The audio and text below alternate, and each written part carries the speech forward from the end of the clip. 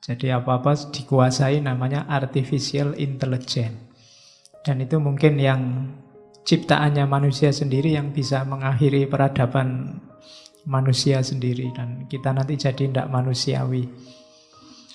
Dan ramalannya Hawking, mungkin 30 tahunan lagi bumi ini sudah tidak kuat menyangga beban dan ulahnya manusia, termasuk jumlahnya.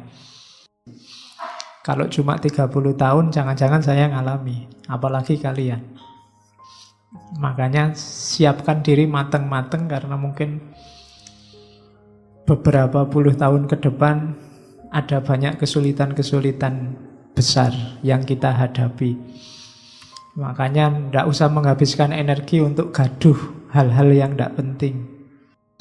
Mungkin 10-20 tahun lagi kamu akan ketemu banyak sekali kesulitan yang tidak kamu bayangkan sebelumnya.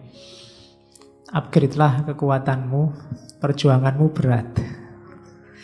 Ya, kalau yang tentang ini kalian tidak bisa menghindar karena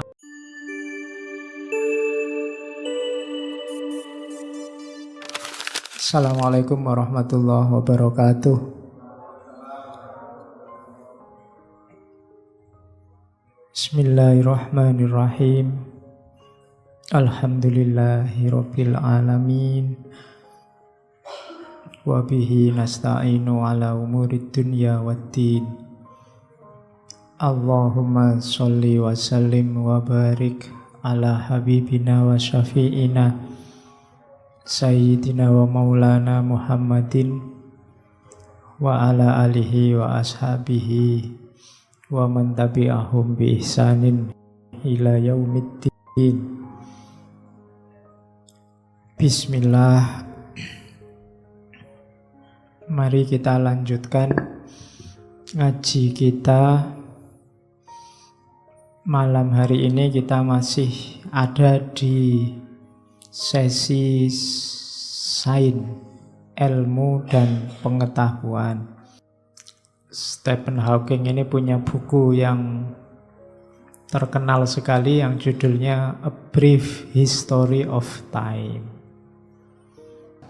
Beliau ini digelari Einstein pemalas karena memang orangnya males tapi pinter. Ya, mulai serius mau belajar itu umur 21 tahun. Waktu jadi mahasiswa di Oxford, malas saja bisa masuk Oxford University. Ya, jadi beliau mulai serius itu ketika memang sejak muda, sejak umur itu didiagnosis punya penyakit saraf. Dan nanti mengalami kelumpuhan total, termasuk ngomong aja tidak bisa. Ngomongnya pakai alat yang ada di kursi rodanya itu. Tapi gagasan-gagasannya luar biasa. Belakangan dia meramalkan mungkin tidak lama lagi peradaban manusia itu akan habis dikuasai oleh ciptaan manusia sendiri yang namanya artificial intelligence. Jadi kita akan diperbudak oleh mesin. Dan itu tidak lama lagi. Sekarang kan mulai kelihatan di mana-mana kita diatur oleh mesin. Mesin kecil yang namanya HP ini aja kan menyetir hidup kita luar biasa. Kita tidak tahan berpisah lama sama HP. Seolah-olah dunia kita tidak sempurna tanpa HP. Sekarang pegawai-pegawai itu termasuk PNS kalau pagi juga disetir oleh mesin absen. Jadi ke situ jamnya harus pas, kurang sedikit dihukum. Nanti di banyak bidang kalian akan merasa disetir terus, dan apalagi sekarang di mana-mana robot. Restoran di Jepang pelayannya robot, apa-apa robot.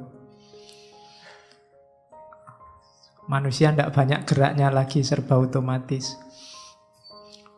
Sampai di toilet aja kan sekarang kamu diem aja airnya keluar sendiri. Zaman dulu kan kamu dadak susah ngetuwet, tapi sekarang sudah diatur. Jadi apa-apa dikuasai namanya artificial intelligence. Dan itu mungkin yang ciptaannya manusia sendiri yang bisa mengakhiri peradaban manusia sendiri. Dan kita nanti jadi tidak manusiawi. Dan ramalannya Hawking, mungkin 30 tahunan lagi bumi ini sudah tidak kuat menyangga beban dan ulahnya manusia, termasuk jumlahnya. Kalau 30 tahun lagi kan tidak lama. Manusia, katanya Hawking, disuruh nyari alternatif tempat tinggal baru kalau ingin selamat. Nah, itu ramalannya ilmuwan, pasti dia punya kalkulasi-kalkulasi. Kalau cuma 30 tahun, jangan-jangan saya ngalami, apalagi kalian. Makanya siapkan diri mateng-mateng, karena mungkin beberapa puluh tahun ke depan ada banyak kesulitan-kesulitan besar yang kita hadapi. Makanya tidak usah menghabiskan energi untuk gaduh hal-hal yang tidak penting. Hari ini tingkatkan kualitas dirimu, nyari bekal sebanyak-banyaknya, nyari ilmu, nyari pengetahuan, kuasai keterampilan sebanyak-banyaknya. Kalian akan butuh tidak lama lagi. Makanya ngaji-ngaji apapun, kegiatan-kegiatan apapun yang mengupgrade kualitasmu, ikutilah. Pinter-pinterlah menguasai dirimu dengan segala perangkatnya. Itu yang dipesankan pada saya oleh beberapa ulama. Karena memang ini zamannya sudah akhir. Saya khawatirnya energimu habis untuk hal-hal yang tidak penting. Karena orang Indonesia ini ya memang dasarnya peduli, tapi pada akhirnya ngurusi hal-hal yang dia harusnya tidak ikut ngurusi. Membahas yang harusnya ngapain ikut-ikutan bahas. Marah-marah pada hal yang ngapain kita ikut marah untuk itu. Dan itu banyak sekali isunya. Maka kalian mulai pinter-pinter menata energimu. Oke, ya bismillah, termasuk ngaji ini semoga mengupgrade kualitas kita sedikit-sedikit. Paling tidak nambah-nambah informasi, semakin meluaskan jangkauan berpikir kita sehingga tidak gampang kaget, tidak gampang ditipu, wawasannya luas. Orang yang gampang kagetan itu biasanya memang wawasannya belum luas. Dianggapnya kebenaran, kebaikan itu hanya itu versi yang dia tahu. Padahal mungkin yang lain banyak. Ketika ada yang lain, dia kaget. Terus marah-marah. Terus kita gegeran habis-habisan di Facebook, di WA. Yang untung cuma provider internet. Yang jualan kuota yang untung. Kita rugi secara sosial, termasuk dalam kehidupan kita sehari-hari kan kita banyak menghabiskan waktu untuk hal-hal yang tidak penting. Maka mulai sekarang diatur, karena mungkin 10-20 tahun lagi kamu akan ketemu banyak sekali kesulitan yang tidak kamu bayangkan sebelumnya. Upgrade-lah kekuatanmu, perjuanganmu berat. Ya. Kalau yang tentang ini kalian tidak bisa menghindar, karena peradaban tidak bisa ditanggung orang lain, harus kalian. Peradaban di tangan kalian. Oke, bismillah. Itu pengantarnya. Kita lanjutkan ya belajar filsafat ini. Jadi belajar filsafat itu, perhatikan bahwa saya sering bilang kunci belajar filsafat itu memahami dirimu sendiri. Beberapa waktu yang lalu saya menganalogikan manusia itu kayak bis yang supirnya 4. Yang satu supir fisik, yang satu supir akal, yang satu supir namanya emosi, dan yang keempat supir namanya rohani. Ini gantian nyetir. Meskipun di orang tertentu ada yang supirnya dari 4 tinggal 1, dan 1 ini nyupir terus. Yang 3 yang lainnya duduk di belakang, tidak penting. Kadang-kadang gantiannya cuma tinggal 2, kadang 3, kadang 4. Para wali, aulia itu biasanya supirnya tinggal 1, rohani saja. Emosi, akal, fisik itu nomor sekian duduk di belakang. Ada orang yang materialistik yang nyetir fisik saja. Nanti ada orang melankolis yang nyetir emosi saja. Ada orang rasionalis yang nyetir akal saja. Sebenarnya dalam hidup kita ini gantian nyetir. Kenapa saya sebut gantian? Karena biasanya kalau yang satu sudah maju, yang lain tidak penting lagi. Emosi kalian sedih, tapi kalau yang nyetir pas yang fisik, misalnya kalian pas makan, kan tidak ada orang makan sambil nangis. Makan sambil ketawa-ketawa tidak ada. Makan urusannya fisik. Tapi emosi, kalau emosinya maju, makan pun tidak enak. Kalau sedang emosi yang nyetir, misalnya kamu sedih, fisik masuk tidak enak.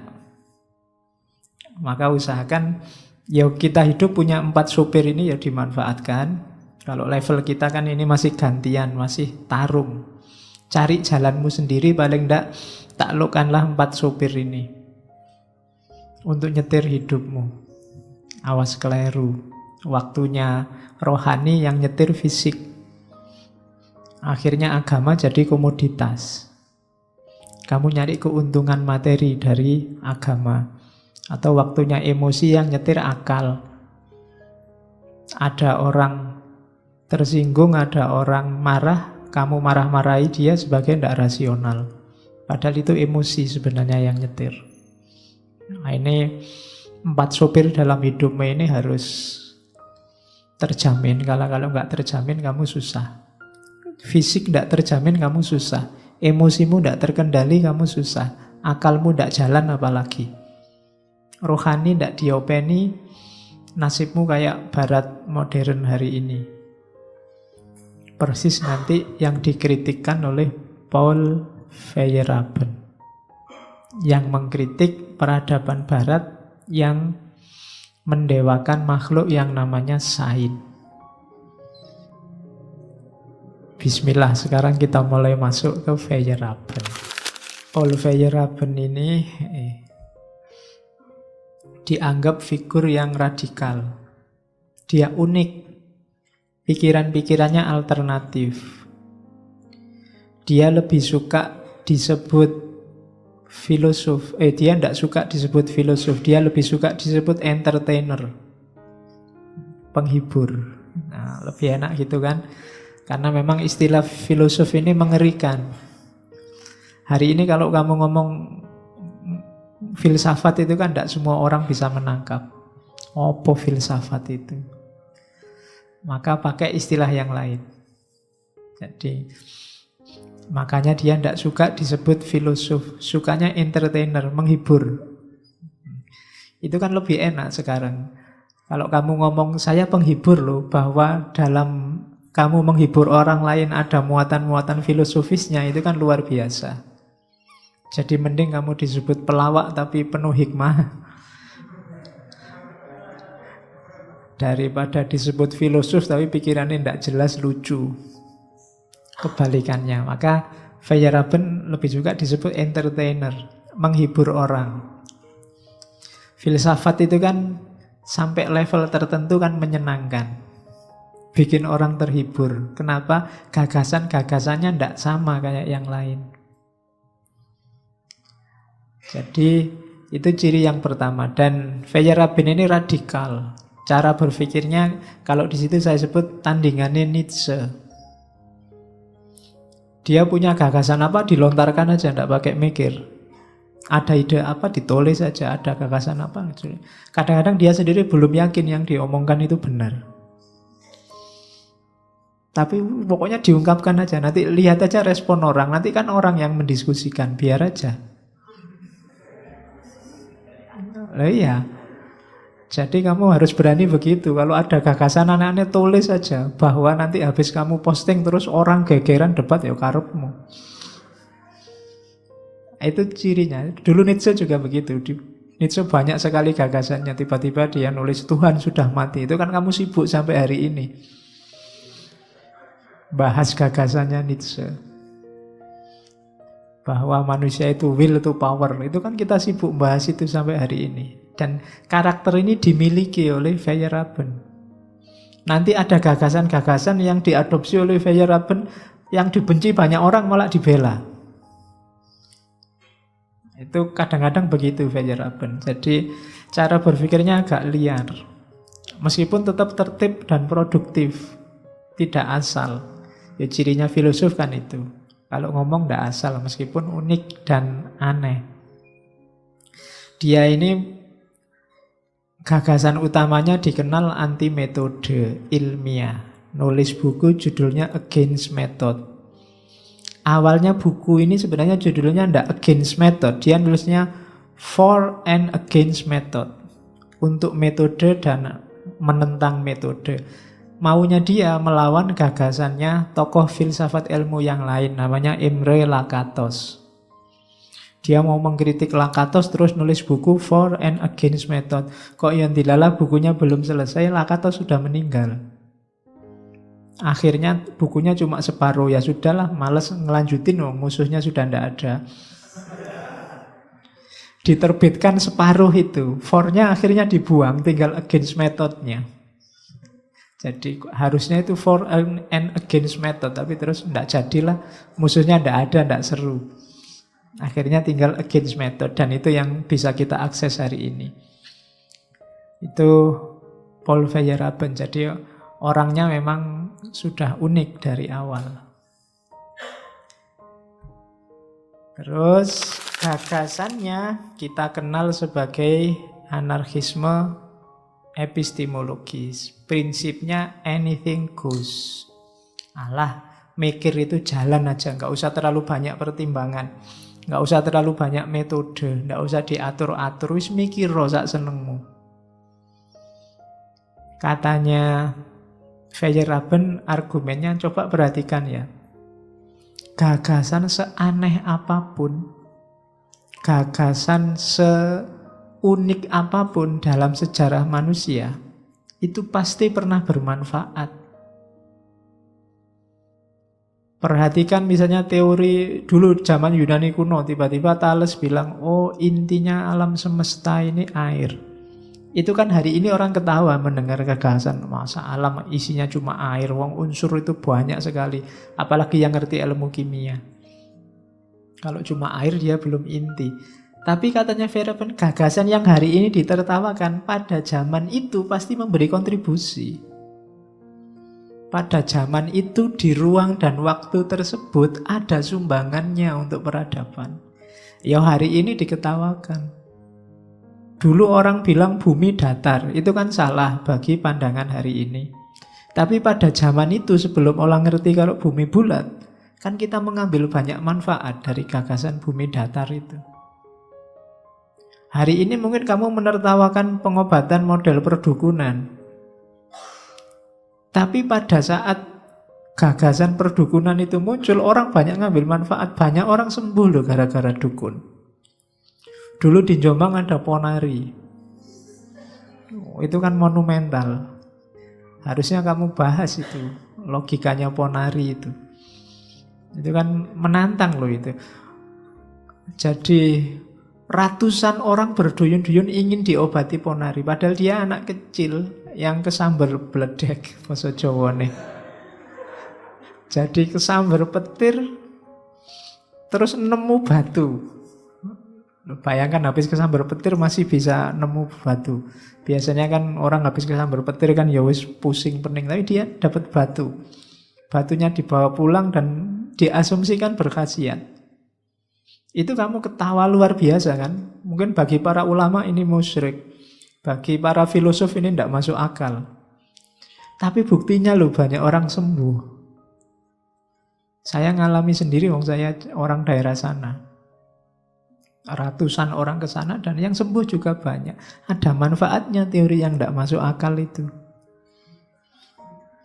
Yang menurutmu bid'ah musyrik itu. Ternyata orang bisa sembuh. Bagi yang sakit kan peduli amat. Dianggap musyrik, dianggap bid'ah, yang penting waras. Kan gitu cara berpikirnya orang.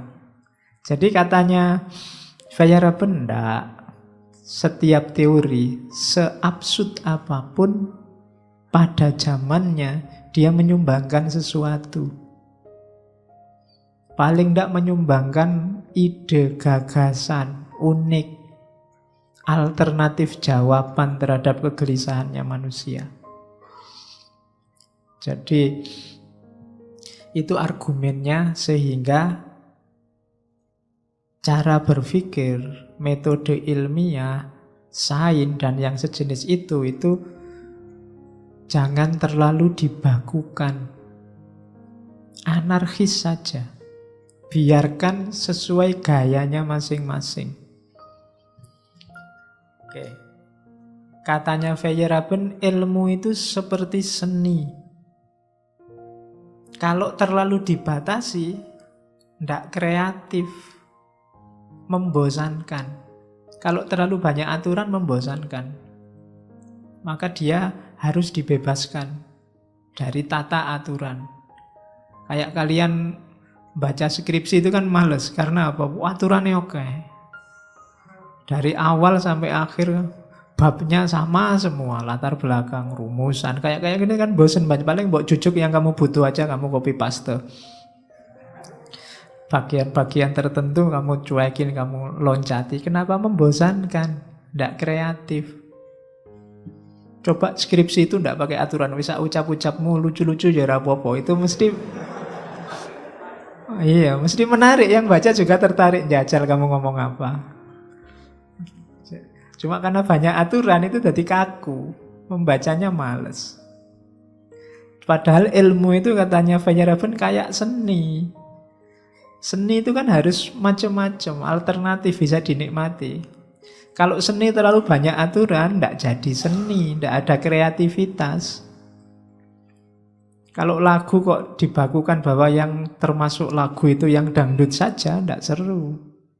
Ya butuh keroncong, butuh sekali-sekali improvisasi Jawa plus dangdut jadi campur sari. Sekali-sekali improvisasi keroncong tambah apa gitu kan menarik. Tapi kalau hanya satu yang dideklarasi sebagai yang resmi, tidak menarik. Statusnya sebagai seni bubar. Dan ilmu itu seni. Ilmuwan berarti ya kayak artis. Kalau artis itu semakin dia keluar dari pakem, dianggap kreatif, semakin dia unggul dikenal. Harusnya ilmuwan juga begitu. Ilmuwan itu jangan terlalu terikat oleh pakem-pakem aturan. Hasilnya membosankan, mengulang-ulang penelitian lama, mengulang-ulang gagasan lama. Coba kalau setiap tulisan, setiap skripsi, setiap jurnal itu ada gagasan baru yang unik, yang luar biasa, yang tidak cuma ngulang. Oh ya mungkin lebih menarik dunia ilmiah itu. Tapi sekarang kan rasanya dunia ilmiah itu kaku. Membosankan. Kalian nulis makalah aja kata pengantar. Terima kasih kepada Pak dosen, terima kasih. Moconi wae males. Kelihatan formalitasnya. Coba bikin yang unik, yang trik. Itu Feyerabend Yolana. Yo. Nanti kamu gegeran sama dosen pembimbingmu alasannya ngaji semalam begitu bilangnya Pak. Yo, merubahnya paradigmatik kayak Thomas Kuhn minggu lalu. Kalau kamu sendirian ya nilaimu jatuh sendirian. Harus bareng-bareng. Paradigmanya yang diganti. Jadi meskipun sains itu objektif, titik tekannya jangan di objektivitas, tapi justru di subjektivitas, kreativitas para ilmuwan. Disitulah nanti justru perkembangan ilmu terjadi. Kalau terlalu banyak aturan, ilmu tidak berkembang, hanya mengulang-ulang. Muter di seputar itu saja. Coba kalian baca skripsi-skripsi di satu jurusan misalnya, isinya kui terus, bulet aja. Pendidikan bahasa Arab di madrasah apa? So, yang lain bahasnya ganti, cuma diganti madrasah itu. Salah satu madrasah. Ya. Akhirnya pendidikan bahasa Arab di madrasah se-Indonesia ada. Isinya podo, cuma sing beda cuma data madrasahnya tok. Membosankan. Kalau yang tafsir ya nanti semua yang ada di Quran dibahas. Sabar menurut Al-Quran, jujur menurut Al-Quran. Apa yang ngono terus sak tiba macamnya bosen. Gitu loh. Ada kapan itu saya baca ada semut dalam Al-Quran. Wah, sampai begitu. Quran ini sampai ada semutnya, tidak pernah dibaca mesti. Iya. Oke, jadi membosankan katanya Feyerabend. Padahal ilmu itu kan kayak seni, harus kreatif. Terus. Nah, Feyerabend agak setuju dengan Thomas Kuhn minggu lalu. Dalam hal apa? Incommensurability. Jadi setiap gaya berpikir, setiap paradigma itu punya logiknya sendiri-sendiri, tidak bisa dibanding-bandingkan. Tidak bisa kamu bandingkan nalar kedokteran dengan nalar keponarian tadi. Mana yang lebih unggul tidak tahu. Kalau bagi orang sakit tidak mikir mana yang lebih bagus, yang mana yang menyembuhkan, itu aja yang diperhatikan. Jadi incommensurability yang disetujui dari Thomas Kuhn. Jadi tidak bisa dibanding-bandingkan. Setiap teori, setiap konsep, meskipun tentang hal yang sama, itu masing-masing punya keunikan sesuai perspektif dari teori-teori itu. Yang kedua, kalau di Thomas Kuhn kemarin kan, ketika kita melihat sesuatu itu penuh dengan teori, kita pakai teori. Dilanjutkan oleh Feyerabend, tidak cuma penuh teori atau teori laden, tapi juga teori determinate, disetir oleh teori. Jadi yang membunyikan itu bukan persepsi, tapi teori yang kita pakai. Minggu lalu saya contohkan misalnya melihat orang buang sajen di laut. Itu mungkin kalau ulama fikih melihat, ulama teologi melihat, wow itu musyrik haram. Tapi ulama pariwisata melihat, ya kan ulama kan ahli ilmu, saya ngerti ilmu pariwisata, wow itu luar biasa menarik wisatawan. Ulama ekonomi melihat, wow itu komoditas, luar biasa. Mungkin ulama etika melihat, wah ndak etis itu mubadir. Ulama macam-macam, tergantung teori yang kita bawa ke sana. Sama-sama lihat laki-laki perempuan pacaran, yang satu melihat, wah ini bukan muhrimnya, ndak boleh. Yang satu melihat, wah ini ta'aruf. Waduh, yang satu lihat muhrimnya, yang satu lihat ta'arufnya. Kalau ta'aruf ada ayatnya, li ta'arufu. Jadi inilah pacaran yang islami. Ternyata hanya menyebutnya saja. Yang satu pakai kacamata ta'aruf, yang satu pakai kacamata bukan muhrim. Nah itu berarti apa? Ternyata kita memahami sesuatu itu teori determinate, ditentukan oleh teorinya. Teorinya apa dulu? Kuliah itu penting apa tidak penting? Tergantung teorinya yang melihat. Gitu loh. Apakah ngaji semacam ini baik atau tidak? Teorinya yang dipakai. Kalau kamu pakai teori perspektif tertentu, misalnya ngaji itu ya harusnya tentang agama, yang paling utama tentang tauhid, menomorsatukan Allah. Mungkin ngaji ini masih terlalu buang-buang waktu, tidak penting. Yang penting itu tauhid, yang penting itu teorinya.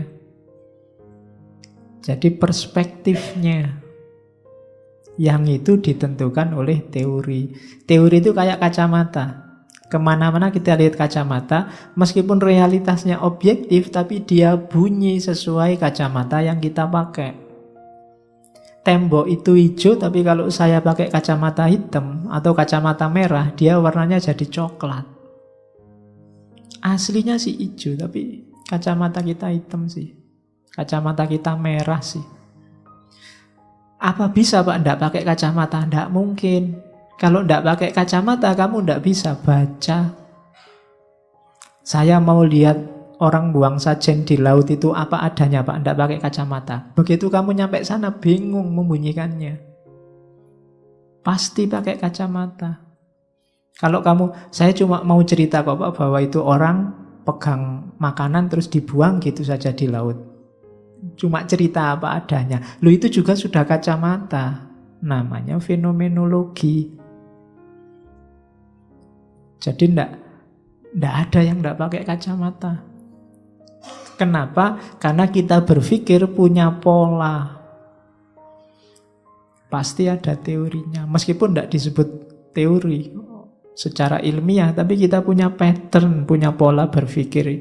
Itu yang menentukan. Oke, terus berarti apa? Yang ngajari kita sebenarnya teori-teori. Teori mengajari kita apa yang dapat kita pahami. Jadi pengetahuan kita yang sekarang terkoleksi di kepala itu bunyi sesuai teori yang kita pakai.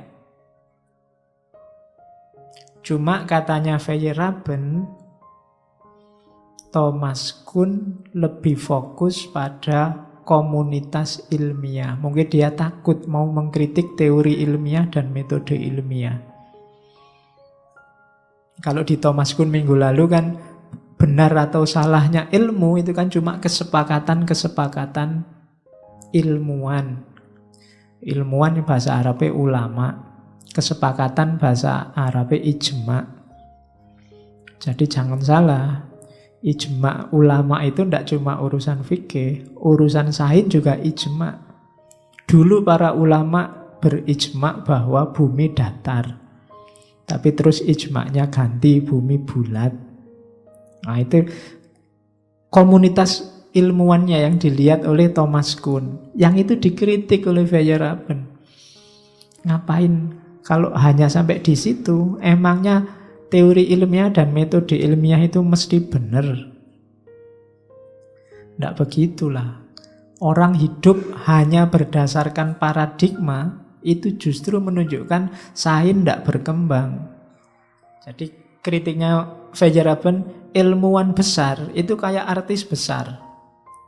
Sementara ilmuwan yang ikut saja, meniru saja ilmu normal, paradigma, kebenaran yang berjalan saat itu ya kayak ilmuwan kecil yang ikut ilmuwan besar.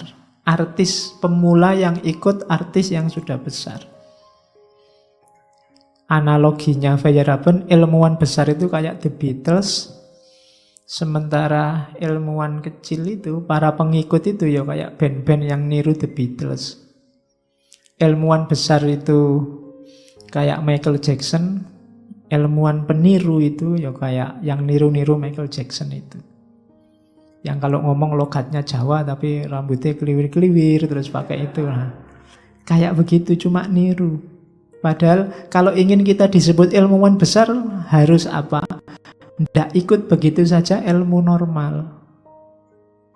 Tidak menerima begitu saja apa yang selama ini jalan.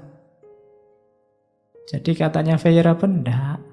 Kalau hanya ikut saja, ilmu tidak berkembang. Kita kalau bahasa agama hanya taklid saja. Jadi, jadilah ilmuwan besar. Jangan jadi ilmuwan kecil. Jangan jadi pengikut. Jangan jadi band-band pengikut. Kalau band-band ikut-ikutan itu kan paling, kalau show ditampilkan di awal. Nunggu band yang aslinya tampil. Itu pun gak ada yang dengerin biasanya. Tiwas teriak-teriak latihan sampai capek, waktu show gak ada yang lihat. Apalagi kalau show-nya dilama-lamain karena band aslinya masih siap-siap. Itu bisa dilempari batu kamu.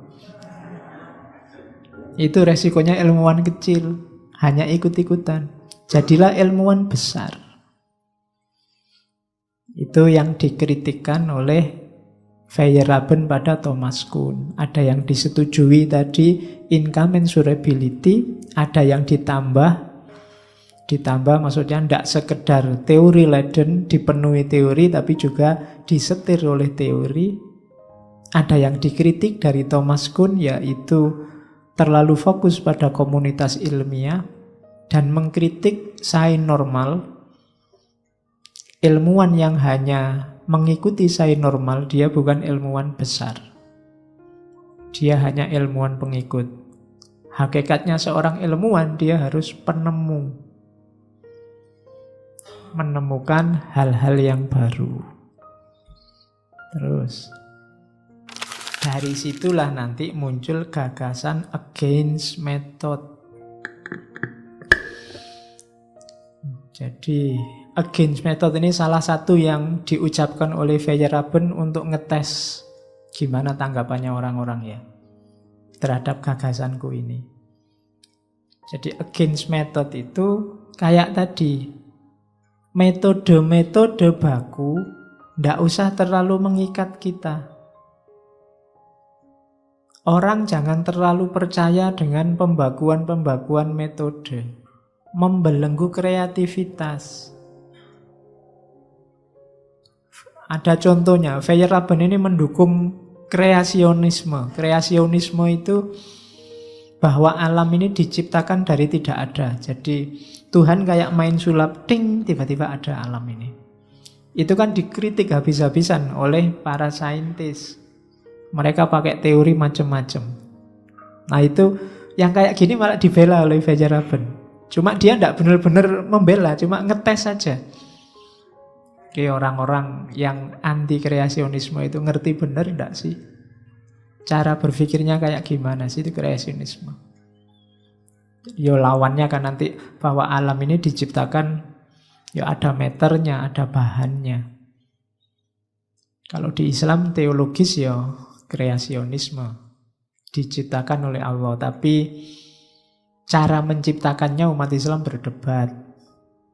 Ada yang model emanasi, ada yang model creatio ex nihilo, diciptakan kayak sulam tadi, dari tidak ada apa-apa jadi tiba-tiba ada.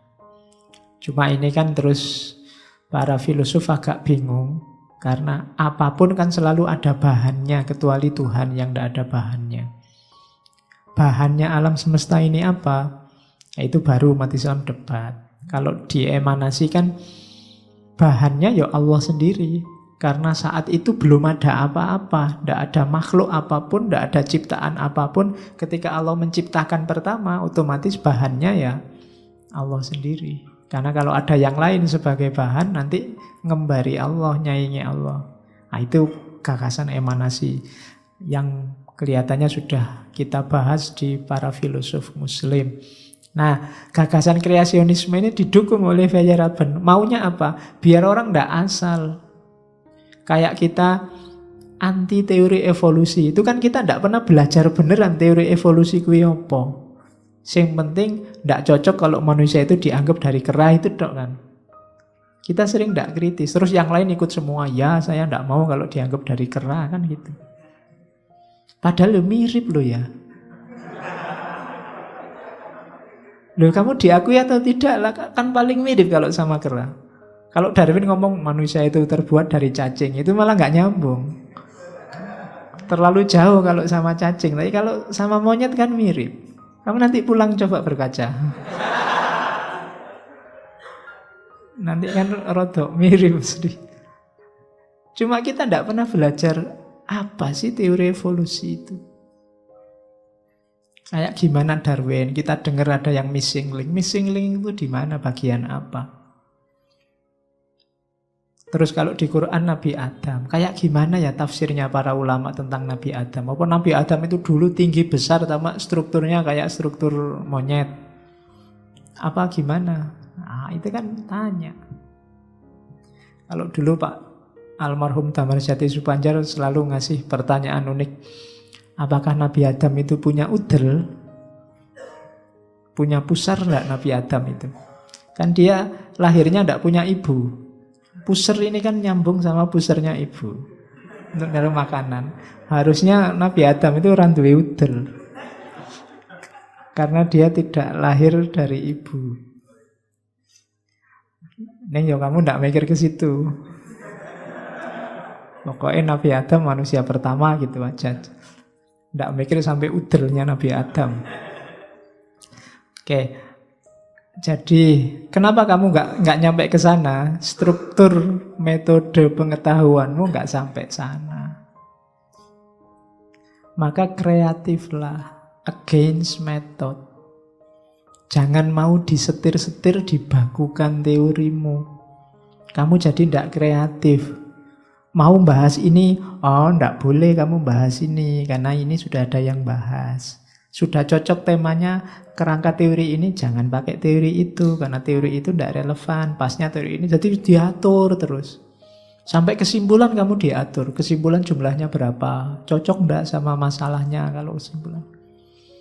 Saya kan sering gitu ujian skripsi, rumusan masalahnya berapa? 2. Kok kesimpulannya banyak? Mahasiswanya nih, oh iya Pak, harusnya 2 ya Pak. Iya, itu kamu mau aja diatur-atur. Mbok jawaban, saya semula pertanyaannya 2 Pak, tapi nemu jawaban banyak ya Pak. Eman-eman kalau nggak saya cantumkan. Cuma kan kamu mesti rawanin jawab ngono. Jadi manut saja apa kata-kata yang ngatur. Sekali-sekali pakai Feyerabend, against method. Tidak penting Pak cara saya gimana, saya nemu ini loh, temuan saya penting ini. Loh itu kan luar biasa kamu bisa jawab begitu. Oke. Jadi apa sih maunya Feyerabend? Yang tidak anti sains. Yang dianti apa? Dogmatisme.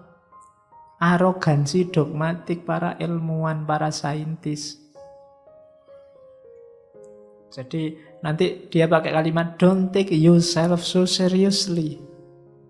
Jangan terlalu serius dalam dunia sains. Wong sains itu cuma salah satu mode, salah satu gaya, salah satu perspektif menghadapi realitas. Kita kadang-kadang kan menganggap kalau sudah ilmiah itu sudah luar biasa. Ndak, ilmiah itu hanya salah satu mode, salah satu gaya mendekati realitas. Gaya yang lain banyak. Tidak harus ilmiah. Dan tidak selalu yang ilmiah lebih benar dan lebih baik. Banyak ilmiah yang malah merusak.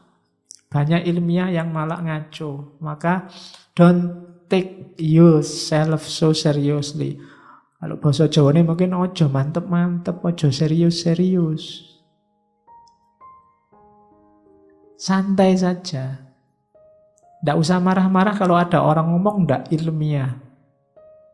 Sekarang kan ilmiah itu kan bagimu metode ilmiah yang kaku, termasuk referensinya ya tokoh-tokoh ilmiah barat. Kalau referensinya masih Ghazali, referensinya masih, kan kamu nganggapnya tidak ilmiah. Itu masih deso Pak, masih ada ayatnya, wah kurang keren Pak. Yang keren itu kalau ada kata-kata atau tokoh-tokoh barat, referensinya Habermas, referensinya Foucault, itu kan kamu merasa wah luar biasa. Tidak, itu cuma salah satu gaya, salah satu perspektif. Jangan terlalu serius. Itu yang bikin kamu mudah tertekan kan. Kalau diskusi tiba-tiba temanmu, menurut saya sebagaimana kata-kata Foucault, itu kamu nggak wani bantah wis. Ya kan? Sebagaimana saya baca di bukunya Habermas, itu semua anggap wis bener wis kalau sudah begitu. Dan itu dulu pernah tak praktekkan zaman saya jadi mahasiswa baru. Jadi kalau diskusi sudah mau kalah, saya baca di bukunya Nurcholish Madjid itu. Wow. Sudah wis, koncone wis rawani bantah kalau sudah keluar kayak gitu. Itu salahmu sendiri, kamu terjebak gaya ini. Jadi akhirnya mudah dibohongi. Padahal ya mungkin iya, wong aku ya ora tau maca Nurcholish Madjid. Wong dikarang wae kan ya, ngomong ya percaya wae. Atau karanglah menurut buku tentang hermeneutik yang dikarang oleh Josh sapa ngono. Yang penting bahasa Inggris itu ora percaya wis. Wong kita sukanya gitu tuh, terpesona oleh referensi tokoh-tokoh besar. Dan sebagian besar kita ndak tekun baca. Jadi kalau dibohongi semacam itu ya manut aja. Ya. Kalau ndak percaya ya, kalau ada hukum apa itu menyalahi undang-undang KUHP pasal sekian sekian, itu orang males ngecek, tapi begitu ada kata-kata itu kan percaya wae. Wah. KUHP lo itu. Padahal kalau dicek KUHP bagian mana yang punya gitu. Tidak ada. Tapi kamu mengkerut mesti kalau ada orang diskusi sudah ngomong begitu. Oke, maka against method. Bahasa lain dari kritislah. Jangan diterima saja apa-apa, seriuslah. Itu kalimatnya dari against method yang saya cuplikan. One can show the following. Given any rule, however fundamental or necessary for science, there are always circumstances when it is advisable not only to ignore the rule, but to adopt its opposite. Jadi, orang bisa melihat hal berikut, bisa menunjukkan hal berikut. Given any rule, misalnya ada satu aturan ilmiah, betapapun fundamental dan pentingnya teori ilmiah ini bagi sains, selalu ada situasi yang advisable, yang bisa dipertimbangkan lagi. Tidak hanya untuk cuek pada teori ini, tapi juga untuk mengambil teori yang sebaliknya. Kenapa? Setiap teori ada keterbatasannya. Apalagi teori yang hubungannya sama manusia, tergantung. Saya sering bilang, dunia ilmu itu dunia yang banyak syaratnya. Teori A bisa kamu salahkan dengan memasukkan dalam situasi yang berbeda. Kalau kamu bilang misalnya, Pak, ini saintifik loh Pak, matahari selalu terbit dari timur. Loh, dalam situasi tertentu nanti dia terbit dari barat. Kan bisa. Air itu kalau dididihkan 100 derajat dia mendidih. Ya tergantung air apa dulu. Air tertentu butuh 120, air tertentu butuh 400 derajat air tertentu. Jadi macam-macam. Teori apapun. Masyarakat desa itu cenderung rukun, kerjasama, tidak materialistik. Ya teori itu benar untuk desa tertentu. Desa yang lain sekarang perhitungan. Kamu mau KKN aja kayak mau nyari kos-kosan baru. Nah, berarti apa? Selalu ada pengecualian. Jadi gampang kalau mau meruntuhkan teori sains itu. Cari perspektif yang berbeda atau kebalikannya. Pasti ketemu. Kenapa? Realitas ini kompleks. Kamu bisa nyari contoh kebalikannya untuk teori apapun. Dan sama-sama bisa benar. Kalau tadi saya bilang sebentar lagi dunia ini kacau. Kamu juga boleh. Anda Pak, sebentar lagi dunia semakin tentram Pak. Loh banyak bencana loh. Lah iya Pak, banyak bencana, banyak yang mati. Semakin sedikit orangnya Pak. Tinggal kamu bolak-balik orang ngomong pasti bisa. Nah, jadi teori apapun cari kebalikannya pasti bisa. Maka jangan fanatik sama teori. Against method. Kritiklah metode-metode, kritiklah teori-teori. Tidak ada teori yang universal, yang berlaku kapanpun, dimanapun, dalam situasi apapun. Nah, itu against method. Bahkan dia